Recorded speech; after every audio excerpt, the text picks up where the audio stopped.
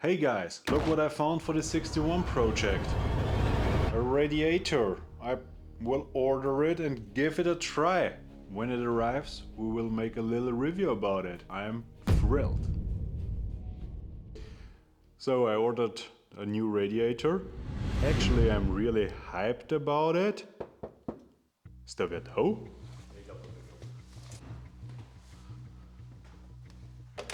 Hallo? Postal Service. I'm looking for Amanda Hackenkiss. Are you Amanda Hackenkiss?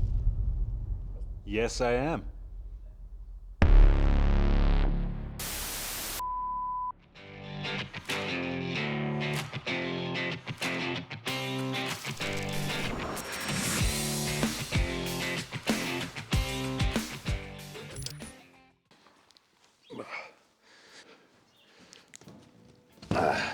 Now, before we begin, a little disclaimer. We are not sponsored by anyone. We don't get any money out of it. That is just for the purpose of fun and probably educational. But that's it. Why I ordered a new radiator? Because the old one was clogged. And why I ordered the aluminium one? Because the original Toyota one is freaking expensive. I could have repaired the old one if, and there is a big if, I would have a cooler shop around me, but there is none. Because old bronze radiators in the middle of Europe, there is actually nobody who does this anymore, and also I have some bad experience with the last radiator I brought to a radiator shop. It leaked pretty bad afterwards. So that's the way I'm going now. Actually, you would never have to change a radiator if someone would flush the cooling system, but as I said several times, nobody does it. So the old bronze radiator is clogged because of the rust, what is inside the engine when you never change coolant. So I have to do this, and actually I'm pretty hyped. I always wanted an aluminium radiator, or at least try it in a 61 if it cools better. And yeah, I searched for a radiator, and actually this one is from Amazon, and it was cheap.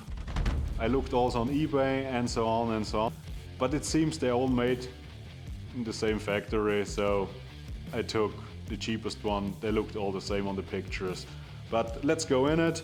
This one actually comes from Poland, and it is made in Cambodia. The packaging looks not damaged.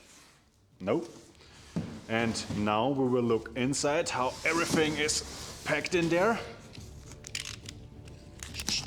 without cutting off my fingers.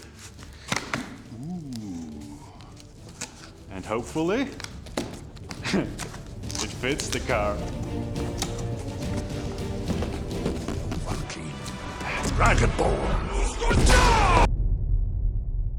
So, the packaging looks more than okay. Let's unpack this thing.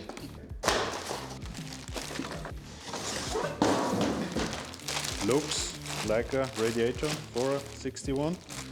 Okay, it seems has all the bolts necessary to fit it in our car.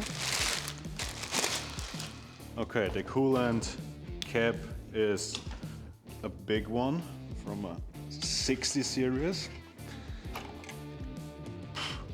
There it is. It is opening pressure 1.1. Okay, original is 0.9, but I can't fit another one. So let's look at the radiator itself. Yeah, okay, the welding does look okay. I mean, it is not a Mishimoto, but it looks okay. Let's go with it, it looks okay. Okay, it is a radiator for a 60 series. It has a drainage plug. That hopefully works. Yeah, it does work. Okay, it has a drainage plug. The radiator inlets are on the right side. Now I will get the original one and we'll look if it is the same. There we have the old radiator. Now we will look if the shroud fits the new one. if it is actually made precise enough. I mean, sure, the original radiator is a much higher quality than everything you can get aftermarket. But as I said, they are freaking expensive. And I always wanted to try an aluminum one. So, we will see. This is a bracket for the AC. There we have the shroud.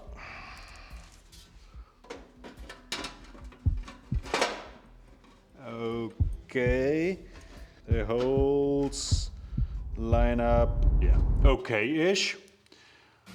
Hi. Okay. I only can use 2 bolts instead of 3 per side because the holes are a little off, but no damage done. I can modify the radiator a bit, does fit. Actually also the piping looks the same, the routing. And the size, I see that the size is the same. Now we will unbolt the side brackets. Look if they are the same. And then I will try to fit it in the car. I mean, before it is installed and there is water in it and I drove it, I actually cannot say much about the quality because you have to drive it. From the look, I mean, it's not bad. I didn't expect actually that much.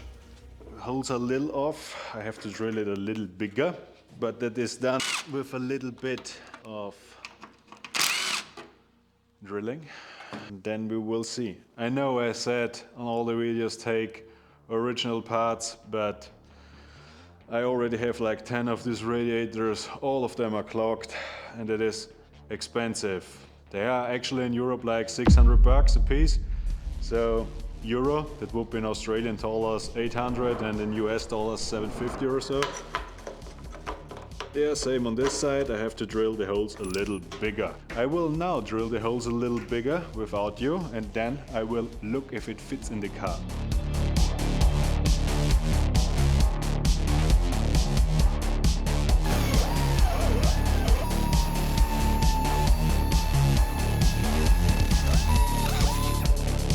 I mounted the brackets, I had to drill the holes a little bigger, but in my experience with the aftermarket bronze radiators, I have to do the same. They also don't fit so well because they're also manufactured somewhere. So I remove now again the shroud because the fan is mounted on the engine and I don't want to remove the fan. As I said, the holes on the shroud don't line up as they should, but I will just drill the radiator holes. And now I will try to fit it in the car if the holes in the front of the radiator supports line up with the radiator.